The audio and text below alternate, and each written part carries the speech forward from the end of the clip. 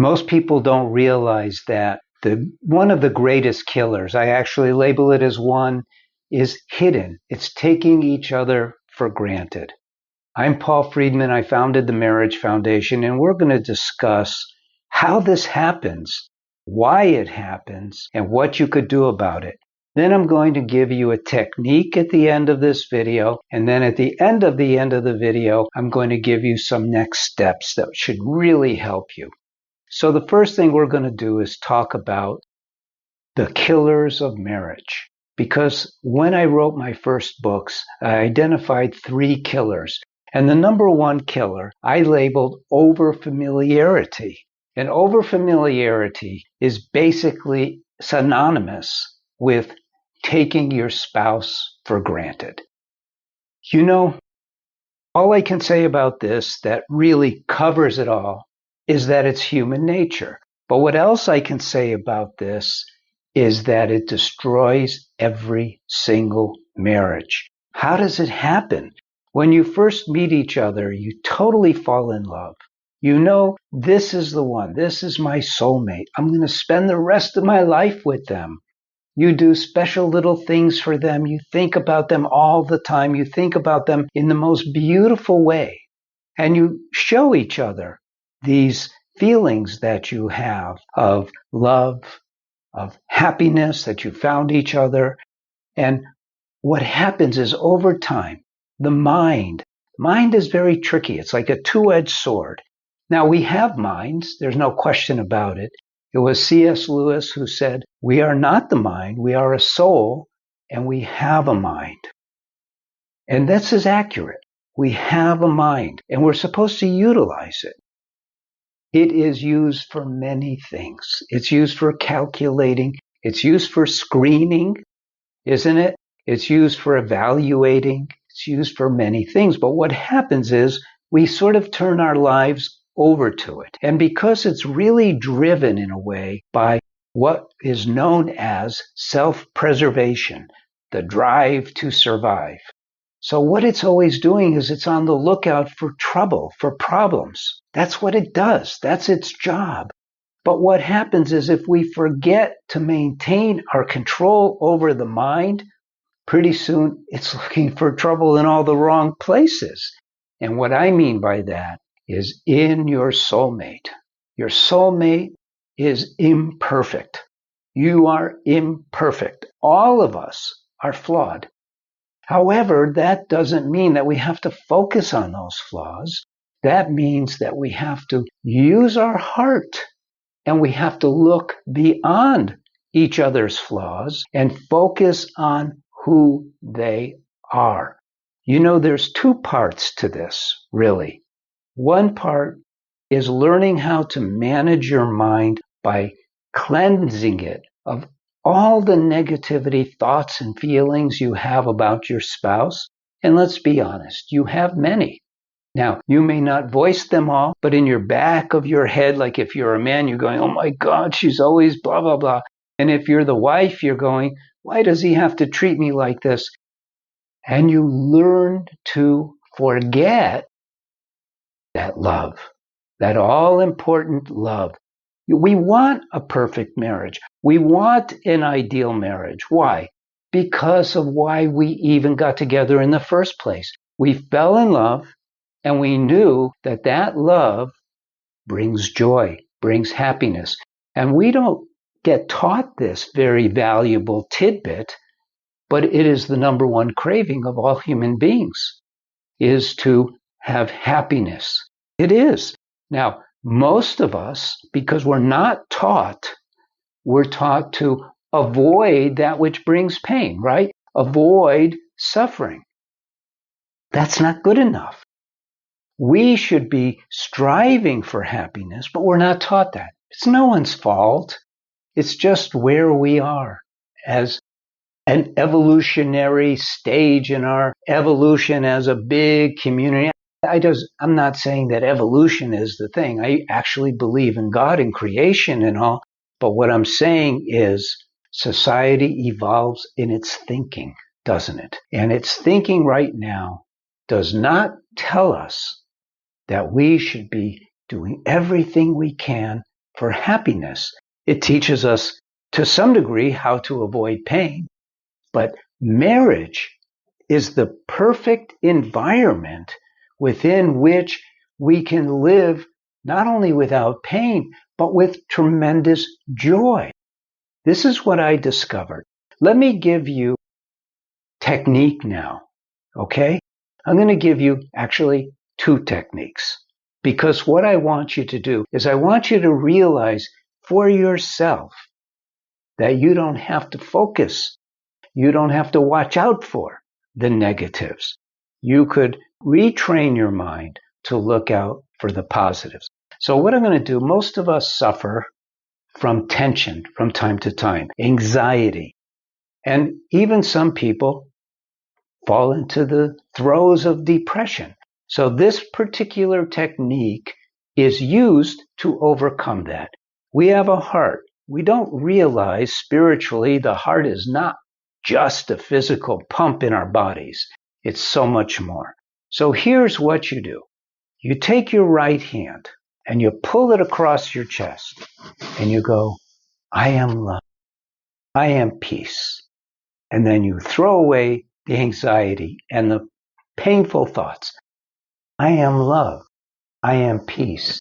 And don't let any other thought come in when you're doing this. I am love. I am peace. And you throw that away. And pretty soon you will, guaranteed, you will start to feel lighter. So that's how you get rid of the negativity that's assailing you at the moment. Now, what do you do about going after the joy? That's a whole nother thing. What you do, go back to the heart again. And there's a trick to all this. You know, people don't realize that marriage has a mechanical component. And we are constructed in a mechanical way, just like a plant is, just like a building is. The universe is built very intelligently. Everything is put together in a precise way. So we have the power to refocus our mind. And what tools we use to do that are willpower and our volition. And so what you do is you go back to the heart and you visualize. You have a tremendous imagination, don't you? I mean, think about it. If you're out at night and you hear a scary sound, your mind is going to come up with all kinds of things that are producing that sound if you're not aware of where it's coming from. And sometimes you laugh and you go, oh, it wasn't really nothing. But now we're going to use our imagination instead of being a victim of it. And you're going to picture your heart with doors, beautiful golden doors. And your heart, think of it as being filled with liquid love. Can you do that? Liquid love swirling around inside of you. It's a reservoir of love. It comes from God, but it's inside of you. And you're going to open those doors and you're going to pour out that love onto your wife or your husband, whatever the case may be. And you're going to pour it out, pour it out. And what's going to happen is that love is going to flow through you. So now you have 2 wonderful techniques. One is to stop the negativity and get rid of this intense feeling in your body because it's really disruptive. And then you're going to go further. You're going to open up your heart filled with love and pour that love. And that experience of giving love is what brings joy. Okay, now I also promised, what are the next steps? So here's what I'm driving at with that. Everyone who comes to these videos, and thank you very much for coming to this video and liking it and sharing it and subscribing if you haven't already. I appreciate that very much. Everyone who comes here has a marriage that isn't amazing. That's the universal. I'm not saying you have a terrible marriage, but I know your marriage isn't amazing. Or even if you weren't even looking for this and it popped up, you wouldn't be interested because your marriage is already phenomenal. And the reason why we don't have a great marriage right off the bat is because we weren't taught. It's really that simple. And so what happened was I didn't know that myself. In 2001, I was a divorce mediator. I used to help people get a divorce. I even spoke at Second Saturday, and I would help people get a divorce without fighting. I really believed in divorce at that time. In fact, at that time in 2001, I was divorced myself. What happened to me was that a couple came to me, very nice couple, and they wanted a divorce. And I said, okay, let's get started. And they, both of them, broke down and cried. They didn't really want a divorce. Now, I knew very well the therapist who sent them to me because they sent me a lot of business. For me, it was business, and it was quite a lucrative business. And so I knew that this therapist didn't mess around. If they were sent over to me because their marriage was done, their marriage was done. So I thought, okay, I can't harm them if I try to help them. And at that time, the trend was believing that all marriages hinged on proper communication. And I'm being a communications expert, helping people get a divorce, I thought I'll give it a try. So I asked them for a little time so I could figure out how to structure a plan for them. And the thought occurred to me, people get married out of love because you ask anybody, ask yourself, why did I get married? And it'll be because I fell in love. But why do we really get married? Yes, we fall in love. But is that enough of a reason to actually commit to a lifetime with somebody else? And I thought, this is a little out of balance here. And then I gave it more and more thought. I asked everybody, and no one could give me a universal answer to why get married at all. And then I'll be honest with you. I prayed, I meditated, and the idea came to me. We get married, and the simplicity of the answer was mind-boggling. We get married to be happy. Isn't it true? We get married because we want to be happy. So I thought, okay, well, what causes universal happiness? It's not the absence of pain. Obviously, we want that. But what it is love. That's the answer. You cannot be feeling love towards your spouse and feel anger towards them at the same time. Now, you may say, oh, no, I love them, but I get angry all the time. Yes, but at that moment, it can't be done because love is what we manifest when we want that connection. And it doesn't allow in things like anger, anxiety, disappointments, criticism. It doesn't allow it in. So I worked with this couple, and they got off to a really good start. They're probably still married today. I can't imagine how they wouldn't be. And so then I thought, you know what? Morally, I have no right to divorce people anymore. Morally, I have no right to divorce people because now I know that I can help people be married. And I started working with people. I mean, I had a great pool of clients at Second Saturday, and I would talk to people and I'd say, look, I can help you through your marriage problems, and let's try that. And so for 8 years, that's what I did. I'm not a Western psychologist, but my ticket to give people a divorce was fine in California to save their marriage too.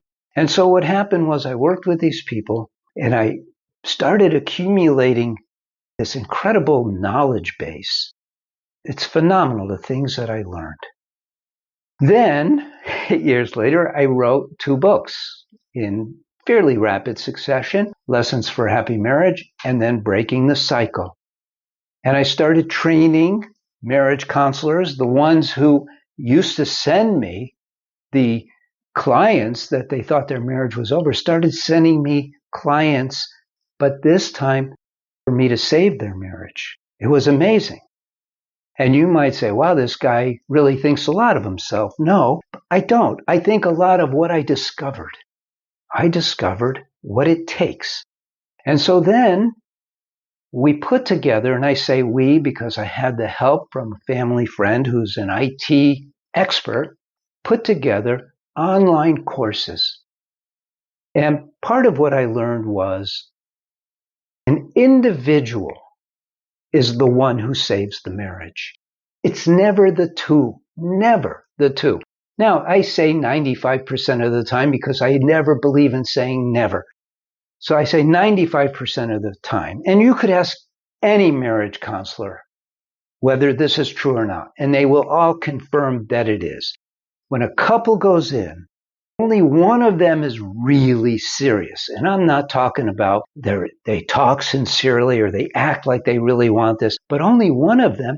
And that's natural because we're individuals and we're rarely on the same page, especially for a big thing like this. And so one is going in out of love and respect or out of being bullied into it or dragged into it. And then they get into this environment and they become competitive with each other naturally. Oh, I'm much more mistreated than they are. They don't say that, but it comes out that way. Or they start trying to win over the marriage counselor. Be on my side. I need you to be on my side in this case. What do you think? Well, I realized that that's no way to heal a marriage. And what I did was I put together this online course based on what I had learned. And the online course, either for men or for women, focuses on the foundation of the marriage, which is love, and how to create the love back into the marriage. And at the same time, I teach about marriage. Because if you don't understand marriage to some depth, and people say, oh, I've been married 35 years because I worked with older people too. I've been married 35 years. Of course I know how to be married. Really? Then how come you're having problems? And they go, well, it's because no, it isn't. No, it isn't. It's because we were never taught. And I'll give you a great example. So I already showed you, and I hope you agree with me, that love is the foundation and love is the goal of our marriage. Love is what we're seeking, that unity. We don't get married just so that we are with our best friend. Sure, they're our best friend, but we get married for that joy, for that happiness. Isn't that true?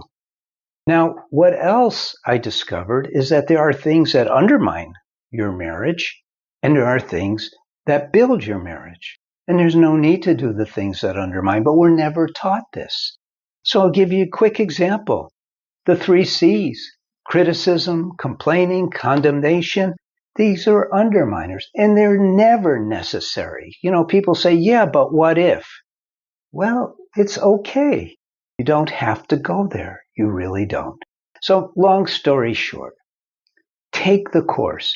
Now, you may say, well, my marriage is pretty good. It's not blowing up. It's just, yeah, I could use a few tweaks. Sure, I know that. But you have no idea what it's like when you really learn how to be married. Because when you do, and you apply what you learn, wow. And I'm here to tell you, there ain't nothing better than marriage. Nothing. I'll go further. It's God's gift to us that we can feel the very love that He created us with. It's mind-boggling. Now you go, I don't believe in God. Well, I don't care whether you do or not. He still created us. And so this love, you can't deny love. And I'm not talking about the increased like that we feel when we come across something that gives us a little bit of pleasure. This is a deep experience that you can have on a constant basis. And I'm going to tell you right now, I guarantee that when you take this course, you will be floating in this sea of love that you call your marriage. And so I urge you to look into the course for men or the course for women, depending on your gender, and sign up for it because it's going to change your life. And you could take a look at the reviews on our website and you'll see what other people say. Okay, that's it. I wanted to share that with you because I feel that I would be letting you down if I didn't tell you there's much more to marriage than what you think. Now, You can like this video. You can share it. I wouldn't mind if you do. You could subscribe. I'm Paul Friedman. I founded the Marriage Foundation. We at the Marriage Foundation have been doing this for over 25 years. We love you. God bless you, and take care.